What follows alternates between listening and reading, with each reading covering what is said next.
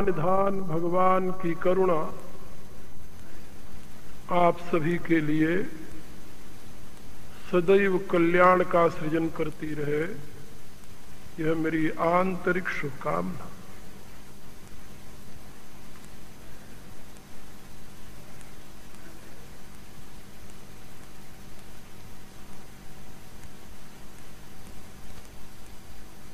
युग धर्म दृष्टा गोस्वामी तुलसीदास जी ने अपने सांस्कृतिक महाकाव्य श्री रामचरितमानस में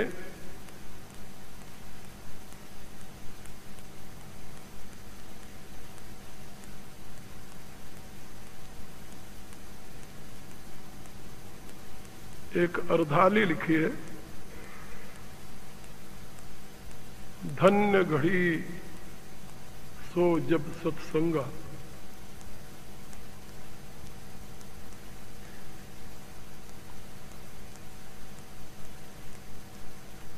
मेरे और आप सबके लिए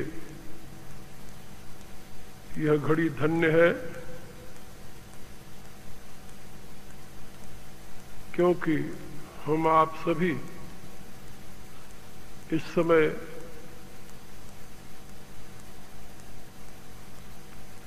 उस परम सत तत्व को जानने समझने के लिए, उसमें अनुरक्त होने के लिए थोड़ी देर तक उस विषय में चर्चा करेंगे।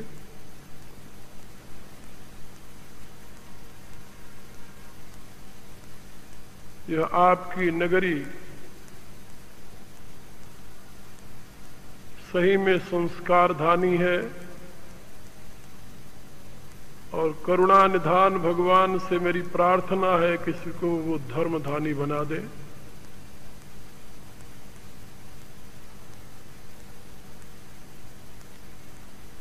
यथार्थतः जिस भारत भूमि की प्रशंसा देवलोक में रहने वाले देवता लोग भी सदैव किया करते हैं, महर्षि पराशर के वचनानुसार गायन्त देवा किल गीत कानी धन्यास्तिते भारत भूमि भागे,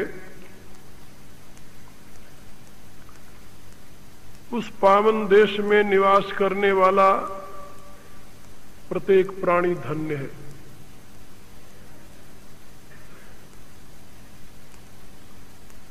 और उन प्राणियों में भी सृष्टि का श्रेष्ठतम प्राणी, जिसके लिए श्रुति की घोषणा है सहस्रस्य प्रतिमा पुरुषः, यह मनुष्य उस परमात्मा की ही प्रतिमूर्ति है, वह तो धन्य है ही। लेकिन उन मनुष्यों में भी जो श्रुति धर्म पालक हैं, सद्धर्म के पथिक हैं, उनकी धन्यता के विषय में कहा ही क्या जाए।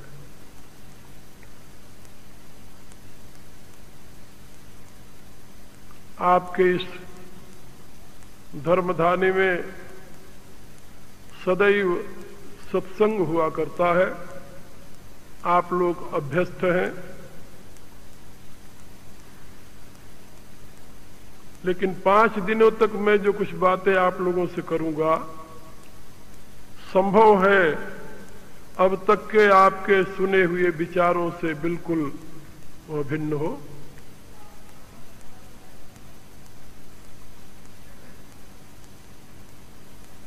कोई बात आपके विचारों से भिन्न है ये मान करके आप उसको अन्यथा न लेना। मेरी ये राय है कि इस वैज्ञानिक युग में वही धर्म जीवित रह सकेगा जो विज्ञान सम्मत होगा।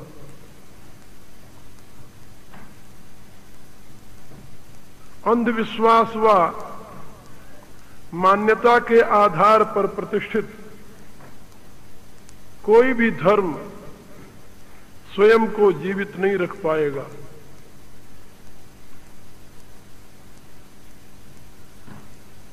बहुत सी ऐसी पुरानी मान्यताएं मानव की आज धराशायी हो गई हैं इस विज्ञान के विकास से, जिसको वह कल तक परम सत्य के रूप में स्वीकार करता आ रहा था।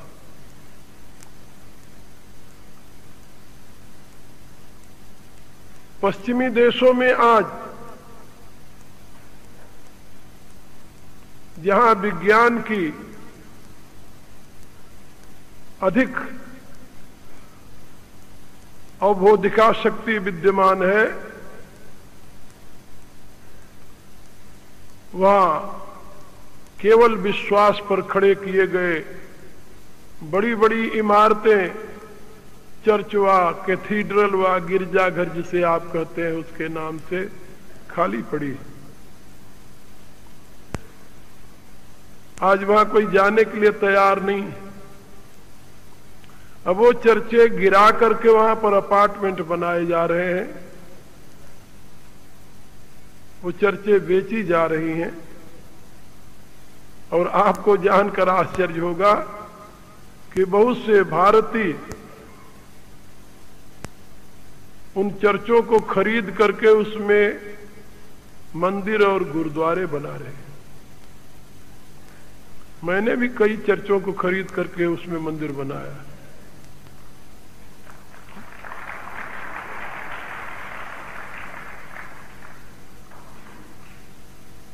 और पश्चिम में ये जो स्थिति आई उसका कारण क्या था?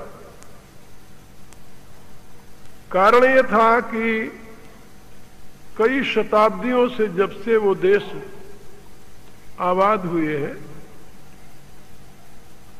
तब से उनको कुछ पता ही नहीं था कि क्रिश्चियनिटी के सिवा और भी कोई दुनिया में धर्म है।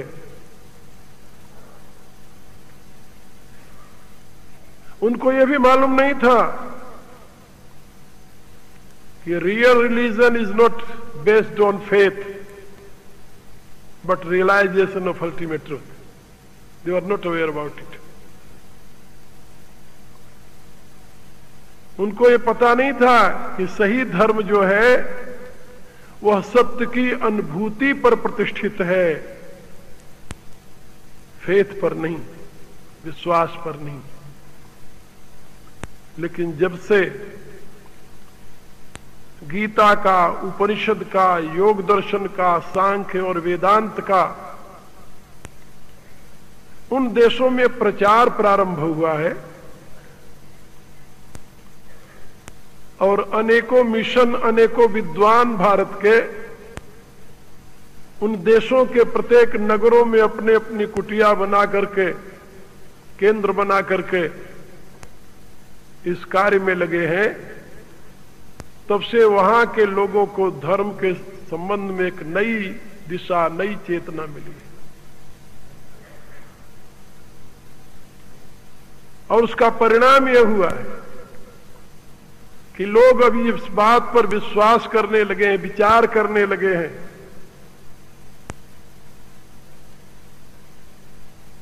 ये सत्य है कि मनुष्य के लिए धर्म उतना ही आवश्यक है जितना विज्ञान। इसमें दो राय नहीं है, क्योंकि आप लोग जानते हैं बुद्धि से लेकर स्थूल शरीर तक, बुद्धि, बुद्धि का पुत्र अहम, अहम की संतानें, संतानें इसलिए कह रहा हूं कि एक नहीं है उसके, उसी अहम से मन, उसी अहम से 5 ज्ञान इंद्रियां, 5 कर्म इंद्रियां और 5 विषय, ये उस अहम की 16 संतानें और आगे उनकी और संततियां, ये सब भौतिक विज्ञान के विषय हैं। ये सब भौतिक विज्ञान के विषय हैं और भौतिक विज्ञान की पहुंच वहां तक है जहां तक प्रकृति का क्षेत्र है, और प्रकृति का क्षेत्र आपकी बुद्धि तक है, इसलिए वहां तक उसकी गति है। और बुद्धि का जो प्रकाशक है, जिसके विषय में भगवान का निर्देश है, एवं बुद्धे परम बुद्ध्वा संस्तभ्यात्मात्मना, जो बुद्धि से परे है, जो बुद्धि का प्रकाशक है, उसमें उस तक भौतिक विज्ञान के अनुसंधान की पहुंच नहीं है। फिर उसके लिए एक भिन्न मार्ग है, जिसको है वो भी विज्ञान का मार्ग, बिकॉज विज्ञान इज एनालिटिकल प्रोसेस। उस एनालिटिकल प्रोसेस को ही हमारे यहां वेदांत में नाइति नैति कहते हैं। नेति नेति सांख्य प्रक्रिया की जो साधना है, वो उसी सत्य का उद्घाटन करती है। और उस अध्यात्म विज्ञान जिसको मेटाफिजिकल साइंस कहते हैं, and one can approach through metaphysical science and realize that ultimate truth. इसलिए मेरी यह राय है कि धर्म की साधना जहां से प्रारंभ होती है, वो तो विज्ञान का क्षेत्र है, विज्ञान का। लेकिन धर्म की साधना जहां अंत पाती है, वह विज्ञान का क्षेत्र नहीं है, विज्ञान की सीमा से वो परे है। और उसको हमारे यहां की भाषा में ऋषियों ने दर्शन का क्षेत्र माना है, दर्शन का। इसीलिए बृहदारण्यक उपनिषद का ऋषि घोषणा करता है, आत्मावारे द्रष्टव्यम। वो दर्शन का क्षेत्र है, वह एनालिटिकल प्रोसेस से नहीं। फिर जहां पर एनालिटिकल प्रोसेस की समाप्ति है, जहां विश्लेषणात्मक प्रक्रिया का अंत है, वहां जाकर उसमें स्थिति होती है। मेरे कहने का अभिप्राय कि विज्ञान और दर्शन, इन दोनों के प्रकाश में आप जीवन के विकास की यथार्थ विधा को समझ सकते हैं। और जीवन के विकास की यथार्थ विधा का नाम ही धर्म है, ये बात याद रखिए। एक बार ये क्रिश्चियन, वहां का हेड प्रीस्ट था इंग्लैंड का,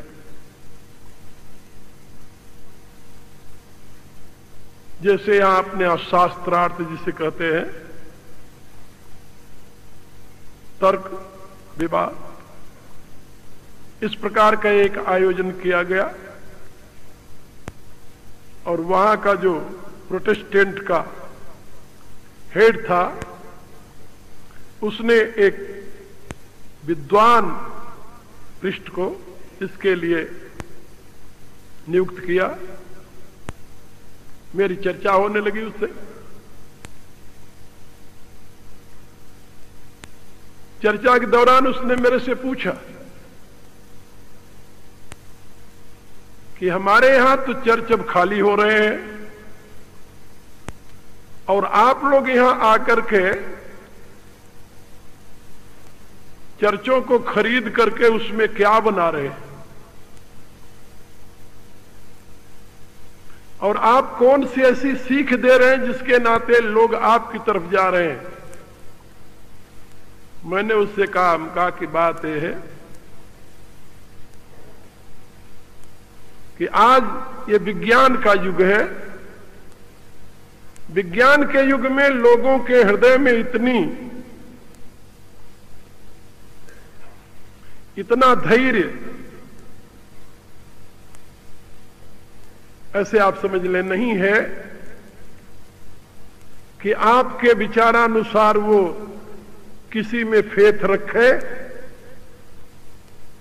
और फेथ रखने के पश्चात परिणामतः मरने के तुरंत बाद नहीं, मर करके कुछ काल तक कब्र में पड़े रहे, प्रतीक्षा करते रहे, और जब कभी लास्ट डे, जिसे जजमेंट डे कहते हैं, वो जजमेंट डे, न्याय का दिन आवे, तब वो कब्र से उठ करके खुदा के सामने, परमात्मा के सामने खड़े हो और उसमें प्रमाण पेश करें कि मैं जीसस क्राइस्ट का बिलीवर हूं, और फिर उनको जाकर स्वर्ग मिले। इतनी लंबी प्रतीक्षा के लिए आज मनुष्य के पास धैर्य नहीं है। तो मेरे से पूछता, फिर आप क्या शिक्षा देते हैं? हम कहा कि मैं यहां आया हूं, तुम लोगों के जो आते यहां के निवासी, उनको बताता हूं कि if you want to go heaven after death, you must go to church. They have agency. They will send you there. Not after death, but after judgment day. But if you want to enjoy heavenly enjoyment in your present life, come to me. I have that knowledge. I know that process. I will give you. And you will enjoy more than heavenly enjoyment on this life here. And after that you will achieve highest good.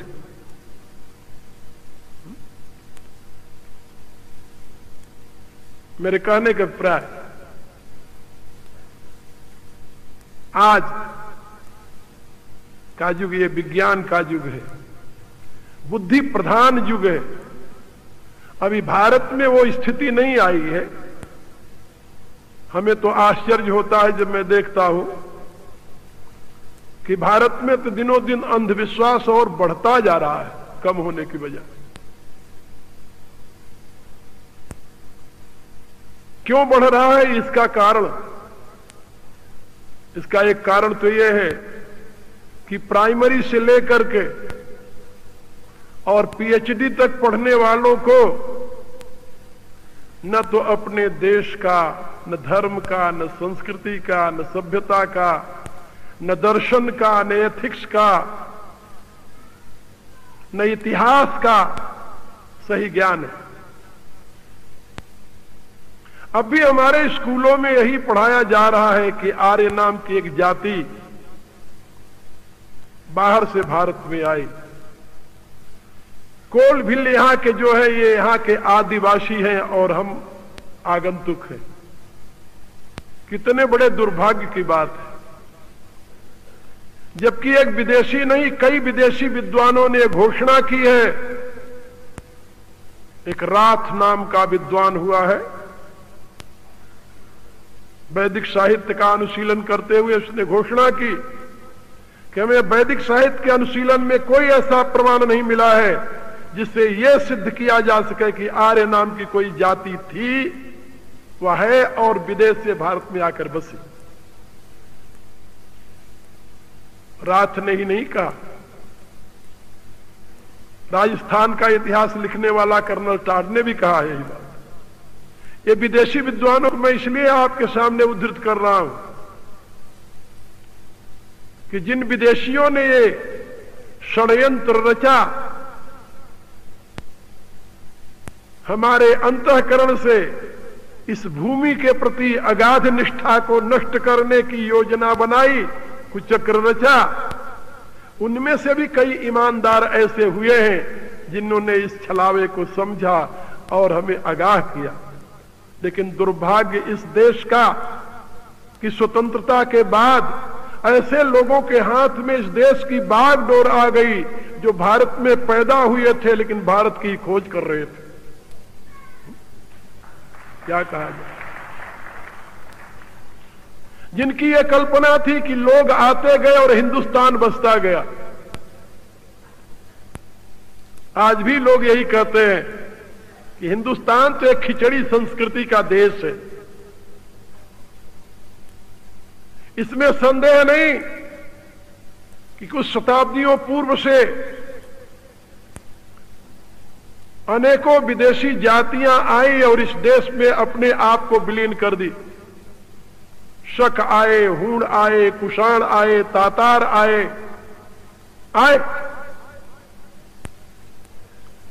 लेकिन आए तो किसमें विलीन हुए? वो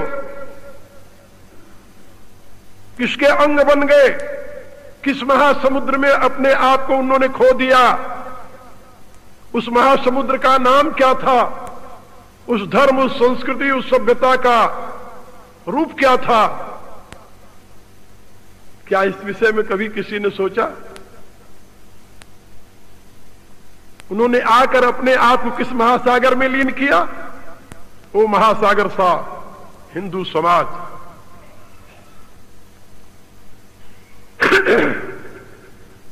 ये लोग आए तब हिंदुस्तान नहीं बना।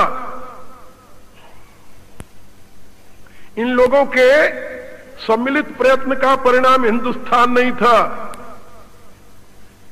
ये सारी जातियां आपस में सलाह किए क्या बैठ करके कि हमें इस देश में आकर अब हिंदुस्तान नाम देना चाहिए? नहीं, अंग्रेजों की एक चाल थी। इन देश के नागरिकों को, इस देश के नागरिकों को यह समझाने के लिए उनके हृदय से मातृभूमि की भावना, वे की वह घोषणा जिसमें पृथ्वी सूक्त में ऋषि कहता है, माता भूमि पुत्रोहम पृथिव्या, ये भूमि मेरी मां है, मैं इसकी संतान हूं। ऋग्वेद का ऋषि कहता है, देवहु पिता स न पिपरतु। उस भावना को समूल नष्ट करने के लिए इस प्रकार का षड्यंत्र रचा गया कि आर्य नाम की एक जाति, किसी ने कहा साइबेरिया से आई, किसी ने कहा उत्तर ध्रुव से आई, एक और छलांग मार दिया गया। अविनाश चंद्र बसु ने लिखा है कि जब वो बाल गंगाधर तिलक का आर्यन मातृभूमि पढ़ा, ग्रंथ पढ़ा, ओरिजिनल भूमि पढ़ा, तो बाल गंगाधर तिलक के पास पहुंचे। उनसे पूछा कि आपने किस बेस पर ये लिखा है, वेद के किस मंत्र का ये अर्थ आपने किया है? तो बाल गंगाधर तिलक ने उनसे कहा कि देखिए, मैं संस्कृत नहीं जानता और न तो मैंने वेद पढ़ा, मैं तो वेद का अनुवाद पढ़ा है अंग्रेजी में, उसके अनुसार लिख दिया है। ये उन्होंने लिखा है अपने अविनाश चंद्र बसु ने, और उस पुस्तक का नाम है आर्यान आदि जन्मभूमि। मेरे कहने का अभिप्राय, अनेकों विद्वानों ने अनेकों बार इसका निराकरण किया है कि आर्य नाम की कोई जाति नहीं। ऋगतो धातु में घ प्रत्यय लग करके आर्य शब्द बनता है, जिसका अर्थ होता है श्रेष्ठ।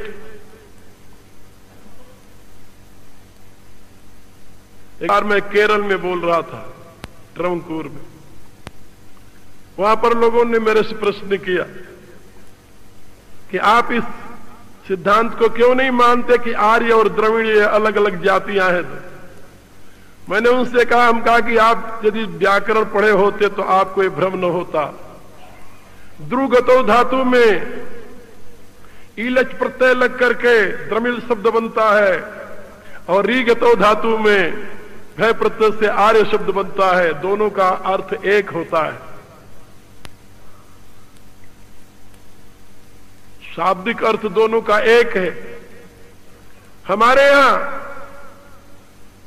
ग्रंथों में यह बात बताई गई कि ये जो आपकी रेवा नदी, नर्मदा नदी बह रही है, नर्मदा नदी के इस भाग में, उत्तरी भाग में जो लोग रहते थे, यही नर्मदा नदी आर्यावर्त की सीमा निर्धारित करती है, मालूम है ना आप लोग।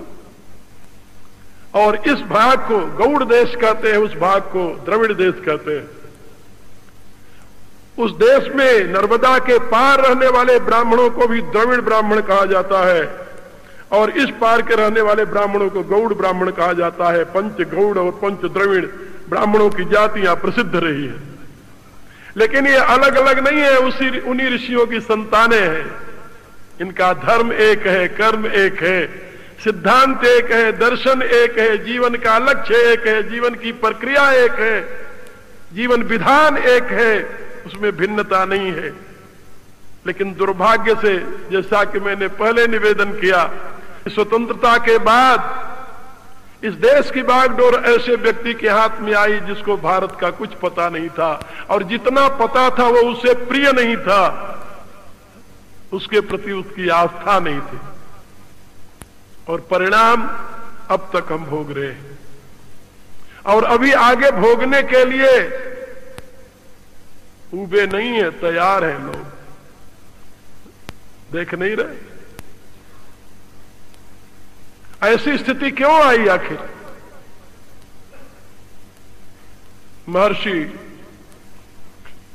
शुक्राचार्य जी ने अपने नीति शास्त्र में लिखा है कि अज्ञानता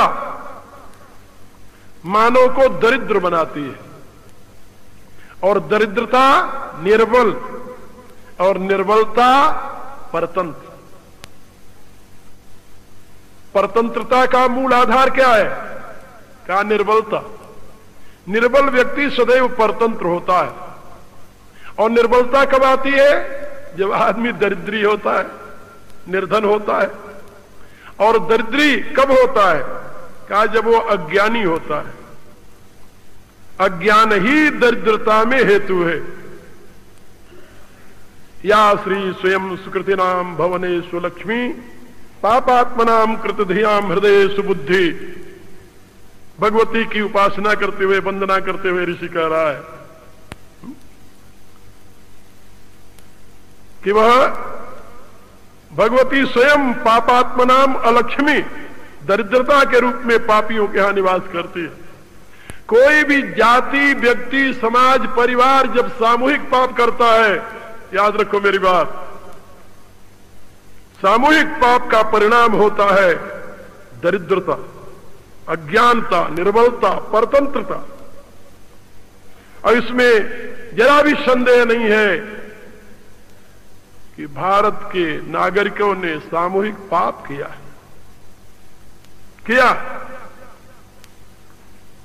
सामान्य पाप नहीं किया, घोर पाप किया। सबसे बड़ा पाप तो यह किया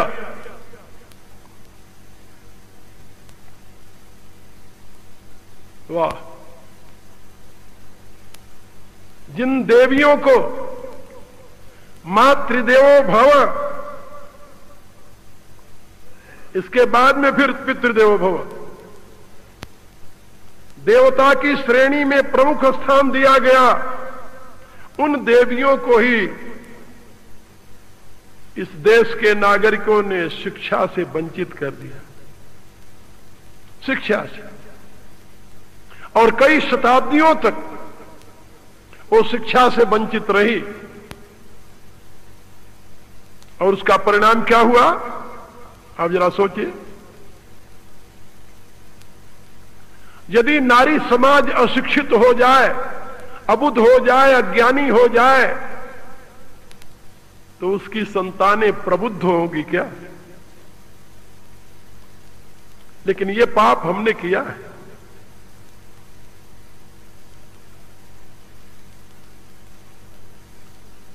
वैदिक साहित्य में हमें कोई ऐसा कहीं पढ़ने को नहीं मिला। संहिता भाग में तो हमें कोई इस प्रकार के किसी एक शब्द का भी दर्शन नहीं हुआ जिसके आधार पर हम ये कहें कि इन देवियों को ज्ञान विज्ञान का अधिकार नहीं है। सांख्य शास्त्र के प्रवर्तक भगवान कपिल सर्वप्रथम अपने सूक्ष्मतम दर्शन का उपदेश अपनी मां देवहूति को देते हैं। श्रीमद् भागवत का 3 स्कंद इसके लिए प्रमाण है। बृहदारण्यक उपनिषद का जो श्रेष्ठतम तत्व विज्ञान है उसका उपदेश महर्षि याज्ञवल्क्य अपनी पत्नी मैत्रेयी को देते हैं। इसका उदाहरण बृहदारण्यक उपनिषद में पड़ा हुआ है। इतना ही नहीं, हमें वैदिक संहिता में एक नहीं अनेकों महिलाएं दृष्टि के रूप में मिली। आज भी देवी सूक्त आभृणी ऋषि की कन्या वाक के द्वारा अनुभूत सत्य का उद्घोष करता है। और भी अनेकों ऐसे, किसका किसका मैं नाम बताऊंगा। लेकिन ये पाप हमसे हुआ, क्यों हुआ, किस कारण हुआ, भगवान जाने। मैं इसके अंतर में अधिक नहीं जाऊंगा, केवल इतना ही आप लोगों से कहूंगा, ज्ञान विज्ञान के अभाव में अब तक जो हमारी दुर्दशा होती रही वो हो। इतिहास का अर्थ होता है इतिहास। महर्षि चाणक्य ने अपने अर्थशास्त्र में इतिहास की यही व्याख्या की है और उन्होंने बताया कि इतिहास का अभिप्राय इतने से ही है कि ऐसा हुआ था, तो ऐसा हुआ था, उसमें से जो कुछ ऐसा हुआ है जिसके नाते हमारा पतन हुआ है उससे हमें सावधान होना चाहिए, और जो कुछ ऐसा हुआ है जिसके द्वारा कभी हमारा उत्थान हुआ है उसको हमें ग्रहण करना चाहिए। इतिहास का यही प्रयोजन है। इतिहास का यह प्रयोजन नहीं है।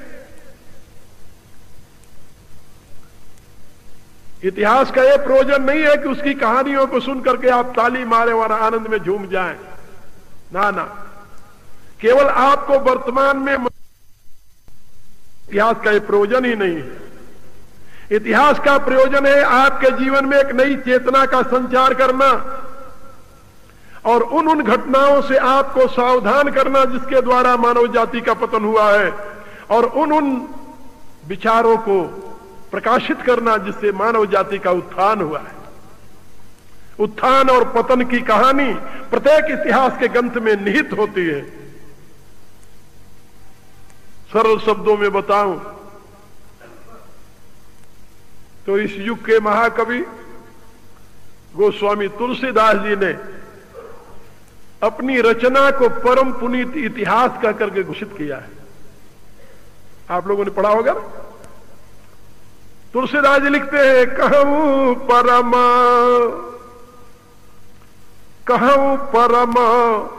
पुनीत इतिहासा, सुनत श्रवण छूटई भव पासा। मैं एक परम पुनीत इतिहास कहने जा रहा हूं। परम पुनीत इतिहास। परम पुनीत इतिहास माने एक ऐसा इतिहास जो पवित्रों को भी पवित्र बनाने वाला है, मानव को एक नई दिशा प्रदान करने वाला, नई प्रेरणा प्रदान करने वाला, नई दृष्टि प्रदान करने वाला इतिहास है, जिसमें इस भारतवर्ष के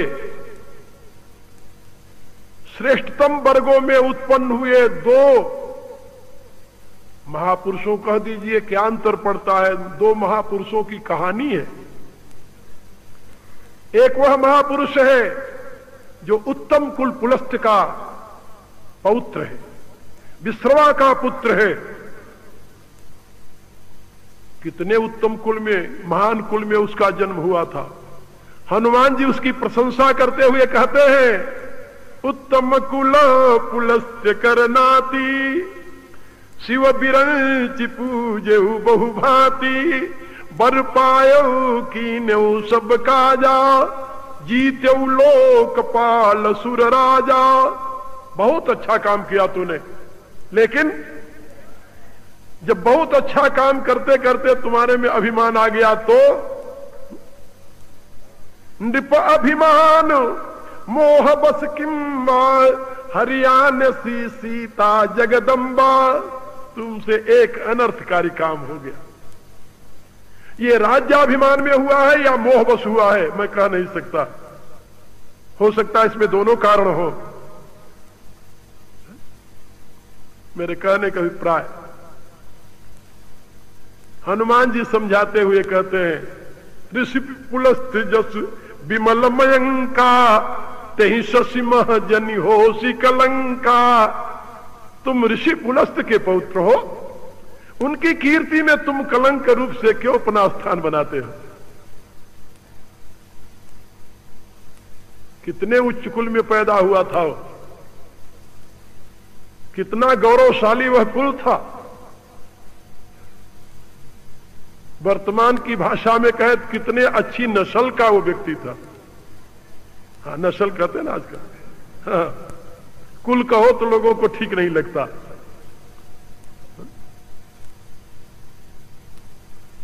अभी मैं एक दिन बोल रहा था सतना में, तो लोगों से मैंने प्रश्न किया, कुछ पत्रकार भी मेरे पास आए हुए थे। हम कहा भाई आजकल कुत्तों की नस्ल है, कुत्तों की। एक नस्ल वाला कुत्ता 6 वीक का होता है तो 6,500 पर बिकता है वो। दूसरे नस्ल वाला कुत्ता 6 वीक का होता है तो 4,000 पर बिकता है। और सबसे घटिया कुत्ता जो है अच्छी नस्ल वाला, वो 2,500 पर बिकता है 6 वीक का। कुत्तों की नस्ल है, गौओं की नस्ल है। एक गऊ 100 किलो तक दूध दे दिया है। अभी विदेश में 64 किलो दूध दिया है भारत में एक दिन में, एक गाय में, उसकी नस्ल है। तो गौओं की नस्ल है, कुत्तों की नस्ल है, पशु पक्षियों की नस्ल है। तो मनुष्य ही एक ऐसा जाति जिसकी कोई नस्ल नहीं है। इसमें उत्तम मध्यम नस्ल नहीं होती क्या? और उत्तम मध्यम नस्ल न होती यदि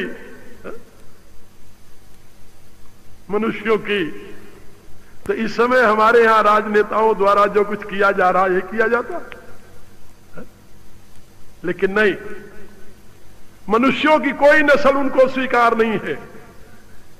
पशुओं की, पक्षियों की नस्ल स्वीकार है। आप जरा देखिए, उत्तम कुल में उत्पन्न हुआ रावण, एक उसका चरित्र है। और एक इसी प्रकार से जैसे ब्रह्मर्षियों में पुलस्त श्रेष्ठ थे, सप्तऋषियों में उनका मुख्य स्थान था, उसी रूप से क्षत्रियों में इक्ष्वाकु वंश अनादिकाल से प्रसिद्ध है, जिसकी महिमा महर्षि वाल्मीकि ने भी गाई है। इक्ष्वाकु वंश प्रभो रामो नाम जनस्मृत। महर्षि वाल्मीकि के प्रश्न पर उनके गुरुदेव देवर्षि नारद एक ऐसे महापुरुष का परिचय प्रदान करते हैं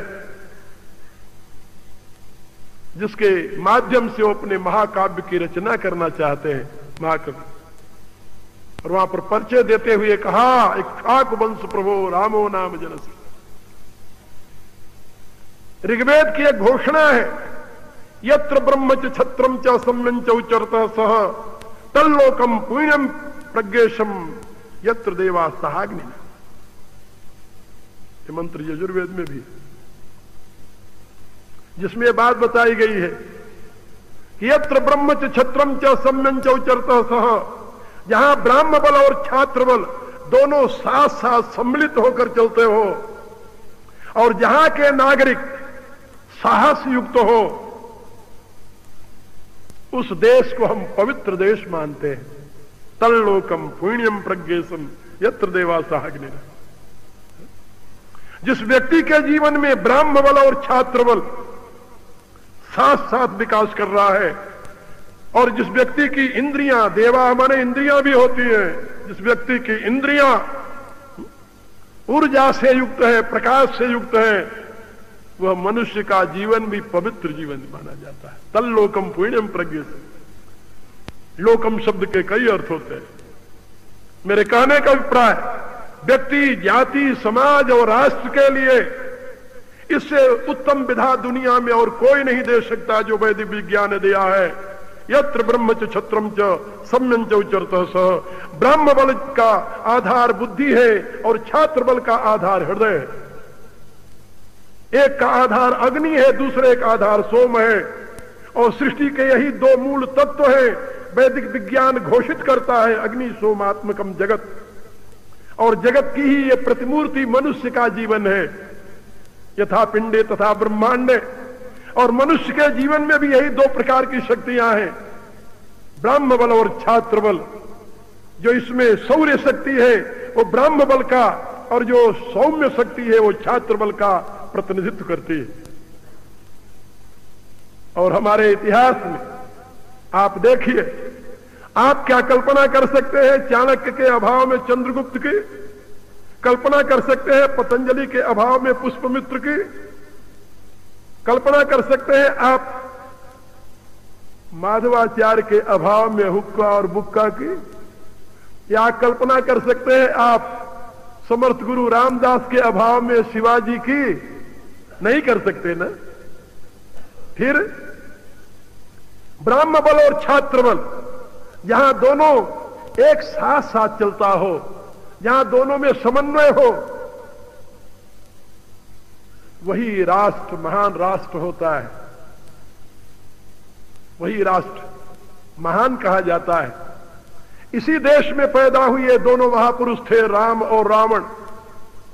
दोनों की जन्मभूमि आपको जानकर आश्चर्य होगा, उत्तर प्रदेश थे। उत्तर प्रदेश, हाँ, राम भी उत्तर प्रदेश में पैदा हुए थे और रावण भी उत्तर प्रदेश में ही पैदा हुआ था। आप लोगों को मालूम होना चाहिए, अलकापुरी में उसके पिता विश्रवा रहा करते थे। अलकापुरी है बद्री नारायण से ऊपर, जहां से अलकनंदा नदी आती है, शस्त्रधारा के आगे। रावण की पैदाइश वहीं की है, अभी भी वो इलाका उत्तर प्रदेश में ही है। एक ब्राह्मण कुल में पैदा हुआ था, एक क्षत्रिय कुल में। दोनों महातपस्वी थे, दोनों शैव थे, दोनों वैदिक धर्म के अनुयायी थे। लेकिन एक ने अपनी तपस्या का परिणाम, अपनी साधना का परिणाम, अपने शक्ति और सामर्थ्य का परिणाम अपने सुख में, अपने ऐश्वर्य में, अपने अहंकार की तृप्ति में प्रयुक्त किया, जिससे वो राक्षस कहा गया, दुरात्मा कहा गया। और एक ने अपने शक्ति और सामर्थ्य का परिणाम लोक सेवा में समर्पित किया, जिससे वह परमात्मा हो गया। इसी परम पुनीत इतिहास की गाथा गोस्वामी जी गा रहे रामचरितमानस में।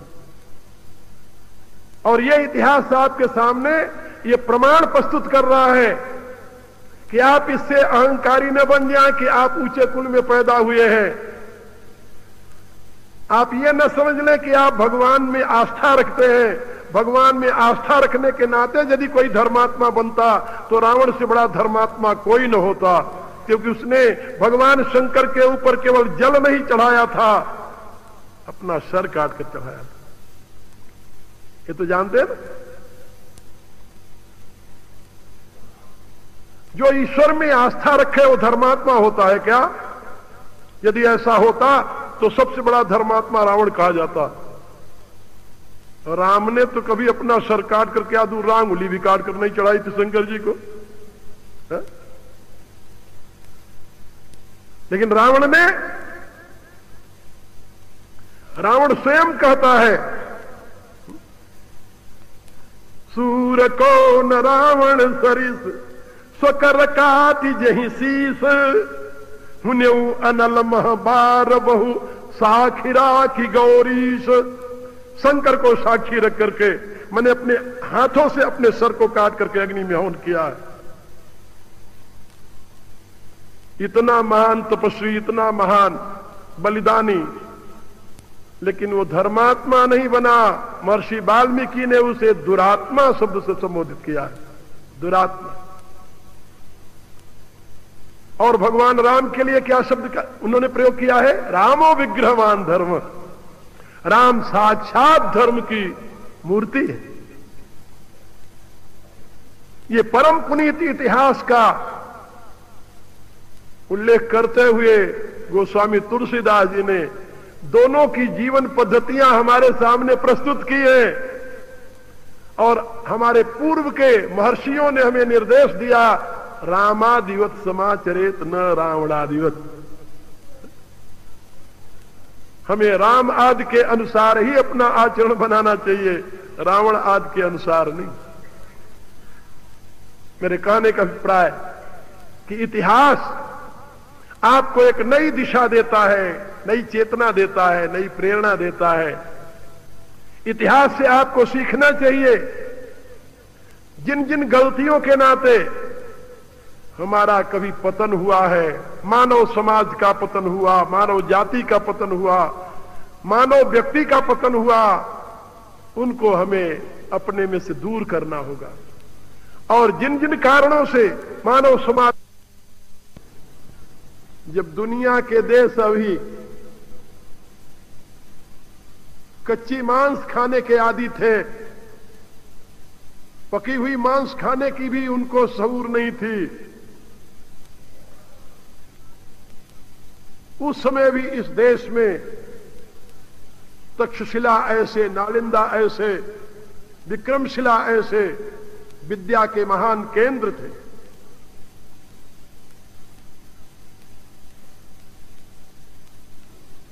और मनुष्य स्मृति की यह घोषणा केवल घोषणा नहीं है, कल्पना नहीं है, यह यथार्थ सत्य का उद्बोधन था, उद्घोष था। तत्कालीन स्थिति में एतद्देश प्रसूतस्य सकाशाद्यग्र जन्मना स्वम स्वम चरित्रम शिक्षेरन पृथिव्याम सर्व मानवा। ये पृथ्वी भर के मनुष्यों का आवाहन उन ऋषियों के दृष्टा थे, धर्म दृष्टा थे। लेकिन दुर्भाग्य यह है कि धीरे धीरे प्रमाद ने हमें निगल लिया। मनुष्य का सबसे बड़ा शत्रु है प्रमाद, याद रखिए। इसीलिए वैदिक ऋषि अपने शिष्य को विदा करते हुए निर्देश देता है, न प्रमदितव्यम। किस विषय में? तो अनेकों विषयों का वो जिक्र करता है। देव पितृकार्याभ्याम न प्रमदितव्यम, स्वाध्याय प्रवचनाभ्याम न प्रमदितव्यम। अनेक प्रकार से प्रमाद से बचने के लिए वो निर्देश देता है, लेकिन दुर्भाग्यवश हम प्रमाद से बच नहीं सके। और उसका कारण क्या था? कारण भी मैं आपको बताऊं। एक बार एक यूनिवर्सिटी में बोल रहा था, पश्चिम के एक सज्जन ने मुझसे पूछा कि जब भारत इतना महान देश था जिसकी आप गाथा गा रहे हो, तो आज उस दरिद्रता में क्यों पहुंच गया, इस दुर्गति को क्यों प्राप्त हुआ, 900 वर्ष तक गुलाम क्यों रहा वो? मैंने उससे एक प्रश्न किया। हम कहा कि श्रीमान आपको पता होगा प्रथम वर्ल्ड वार में फ्रांस विजयी हुआ था? बोले हुआ था। हम कहा द्वितीय वर्ल्ड वार में उसके पतन में केवल 6 दिन लगे थे? बोले भी सत्य है। हम कहा ऐसा क्यों हुआ? और प्रथम विश्व युद्ध और द्वितीय विश्व युद्ध के बीच में कितने वर्षों का अंतराल रहा है? बोले बहुत थोड़ा। एक देश जो प्रथम विश्व युद्ध में विजयी हुआ था, वो दूसरे विश्व युद्ध में 6 दिन में पराजित क्यों हुआ?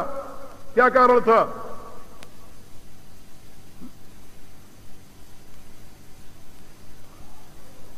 उन्होंने कहा मुझे तो पता नहीं, आप बताइए। हम कहा मैं क्यों बताऊं, पश्चिम के रहने वाला, आपको बताऊं मैं? अरे आपको पता है, पता है, आपको भी पता है इतिहास, हमें भी पता है इतिहास। वहां के लोग विजय के गर्व में अंधे हो गए थे, सुरा और सुंदरी में लीन हो गए थे, उपलब्ध कीर्ति का आनंद लेने लगे थे।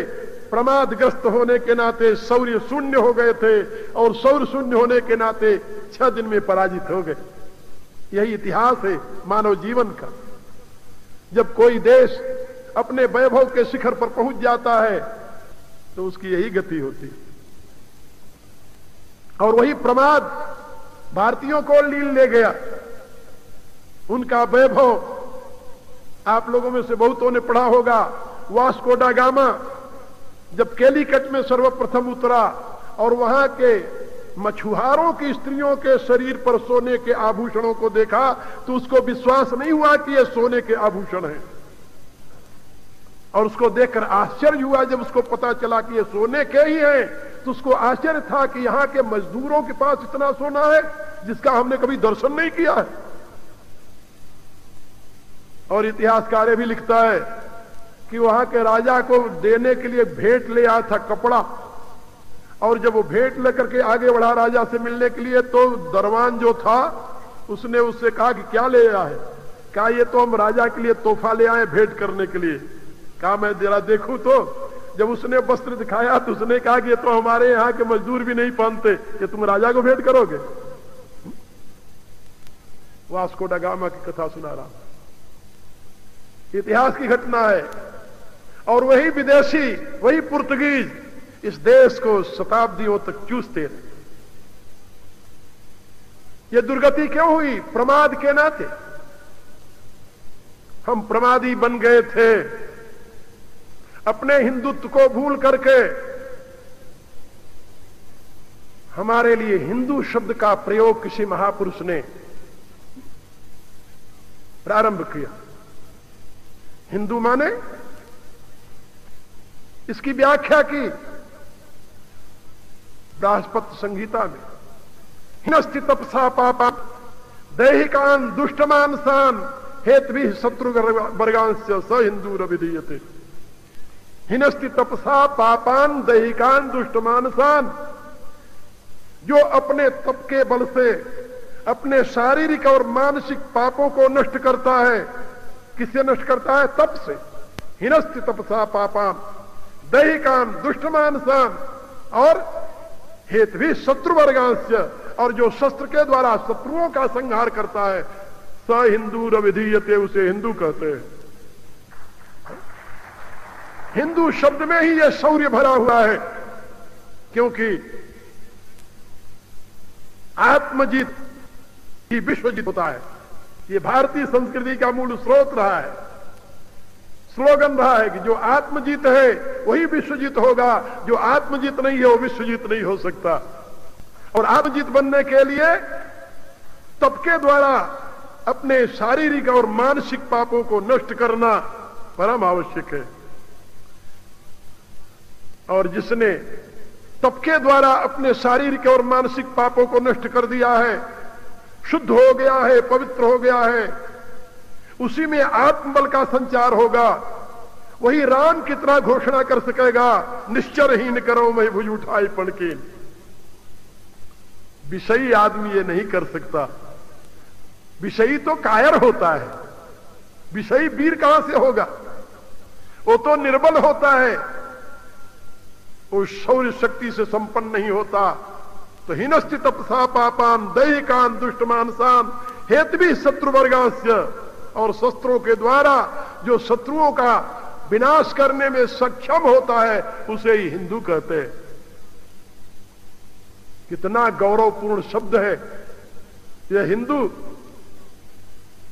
जो हमारे लिए महापुरुषों ने प्रयोग किया। कुछ लोगों के भ्रांति है कि हिंदू शब्द हमें मुसलमानों ने दिया है। उनके इतिहास ज्ञान पर क्या बताओ? आप लोगों को मालूम होना चाहिए, मुसलमान तो अभी कल पैदा हुए हैं। इतिहास की दृष्टि से इनका कोई बहुत पुराना इतिहास नहीं है।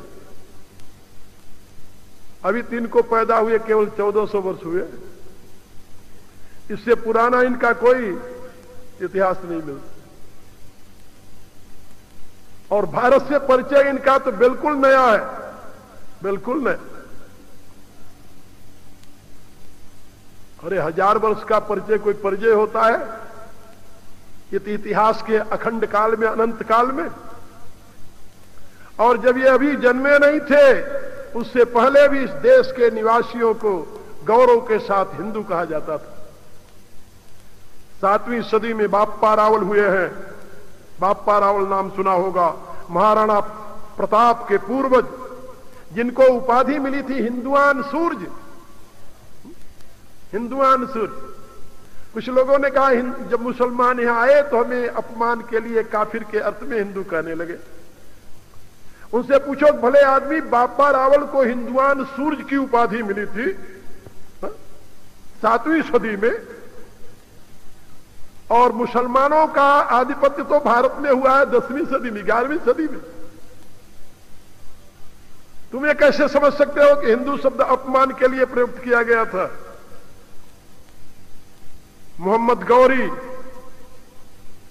प्रथम बार नहीं 17 बार हारने के पश्चात तब गौओं को आगे करके पृथ्वीराज को बंदी बनाया था। और आप लोगों को मालूम होना चाहिए कि पृथ्वीराज रासव में उसको हिंदू पति लिखा गया है। यदि हिंदू शब्द अपमानजनक होता तो चंद्रबरदाई ऐसा देशभक्त महाकवि अपने सम्राट को कभी हिंदू पति कहता? लेकिन नहीं। इतना ही नहीं, हिमालयम समारंभा यावद इंदु सरोवरम, हमारे इस देश का नाम हिंदुस्तान पड़ा। हिंदुस्तान। हिमालयम समारंभा यावद इंदु सरोवरम तद्देव निर्मितम देशम हिंदुस्तानम प्रत्यक्षित। एक महापुरुष ने कहा, हिमालय का ही लिया इंदु सरोवर का दूध और इस विशाल भूखंड को हिंदुस्तान नाम दिया। लेकिन ये कल्पना बाद की है। वो श्लोक जो मैंने अभी आपको सुनाया बहुत प्राचीन है। यामल तंत्र में भी हिंदू शब्द की व्याख्या है। और मेरे विचार से चाइनीज यात्री जो भारत में आया था पहला तो नहीं था वो, लेकिन जिसका इतिहास मिलता है, ह्यून सॉन्ग, जो 5वीं सदी में भारत में आया था, उसने भी इस देश का नाम अपने संस्मरण में हिंदुस्तान ही लिखा है। पढ़ लेना। और उसने सिमली दिए कि इस देश का नाम हिंदुस्तान है। और हिंदू कहते हैं चंद्रमा को, जैसे चंद्रमा अपने शीतल किरणों के द्वारा विश्व को आनंदित करता है, वैसे ये देश अपने ज्ञान विज्ञान के प्रकाश से सारे विश्व को आनंदित करने वाला है। ये ह्यून सांग के वाक्य है। मैं आप लोगों को केवल ये बताना चाहता था कि आपका धर्म, आपकी संस्कृति, आपकी सभ्यता, आपके जीवन का विधान वह पूर्ण रूप से आदर्श है विषय लिए। यदि आप गंभीरता से चिंतन करते हुए अपने अतीत की उपलब्धियों को संभालें, सजोएं, संवारें और उसको जीवन में प्रतिष्ठित करें, तो पुनः आप विश्व के लिए आदर्श बन सकते हैं। इसमें जरा भी संदेह नहीं, क्योंकि मैं ये अपने अनुभव से कह रहा हूं, केवल कल्पना से नहीं। मुझे 25 वर्ष हो गया है यूरोप और अमेरिका के देशों में रहते और वहां काम करते, और वहां के लाखों लोगों को कन्वर्ट नहीं किया मैंने, किसी को कन्विंस किया।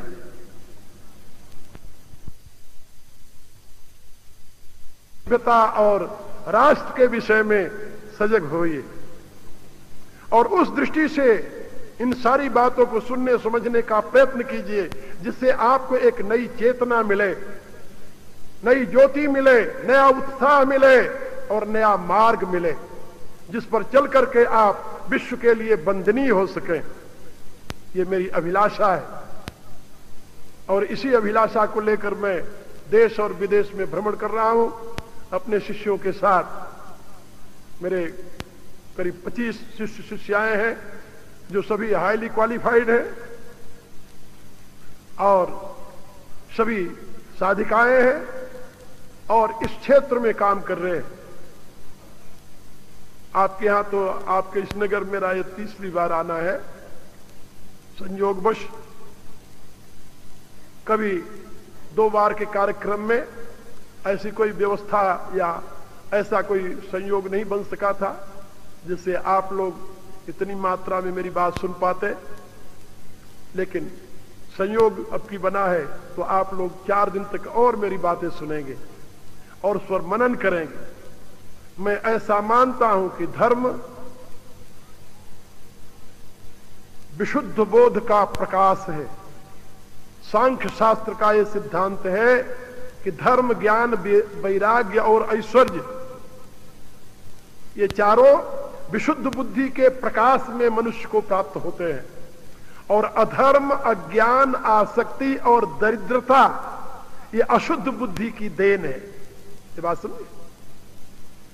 धर्म, ज्ञान, वैराग्य और ऐश्वर्य ये विशुद्ध बुद्धि का वैभव है, और अधर्म, अज्ञान, आसक्ति और दरिद्रता ये अशुद्ध बुद्धि के परिणाम है।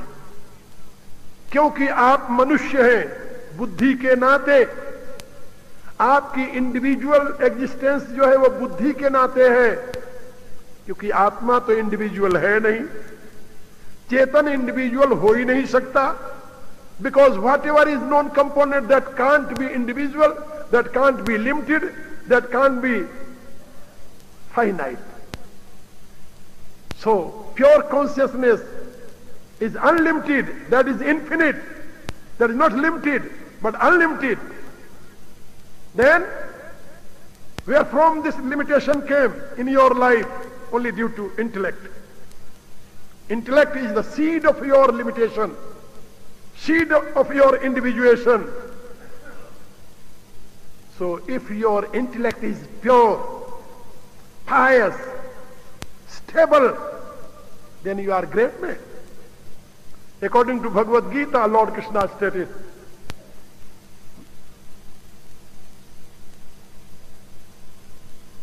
दूसरे अध्याय के अंत में भगवान कृष्ण ने घोषणा की कि जिसकी बुद्धि स्थिर है वही महापुरुष है, और जिसकी बुद्धि स्थिर है वही आदर्श पुरुष है। इसलिए आप लोग इस सत्य को समझें। बीच में मेरे से अंग्रेजी निकल आती है क्योंकि मैं अभ्यस्त हूं 25 वर्षों का, क्षमा करना, ये मेरी मजबूरी है। कभी कभी तुम्हें बोलते बोलते भूल ही जाता हूं मैं भारत में बोल रहा हूं। खैर, लेकिन मैं आप लोगों से निवेदन कर रहा हूं कि आप अपने विशुद्ध बुद्धि के प्रकाश में प्रतिष्ठित शाश्वत सनातन धर्म की महत्ता को समझिए। और यदि कहीं किसी को यह मालूम हो कि सनातन धर्म में अमुक जगह अंधविश्वास के लिए स्थान है, तो भी मैं 4 दिन आपके इस शहर में हूं, मेरे पास आइए, मेरे से समझ लीजिए। आपको यदि कहीं सनातन धर्म में अंधविश्वास दिखाई देता हो तो, क्योंकि मेरा ये निश्चित मत है कि शाश्वत सनातन धर्म का आधार तत्व वह परब्रह्म परमात्मा है।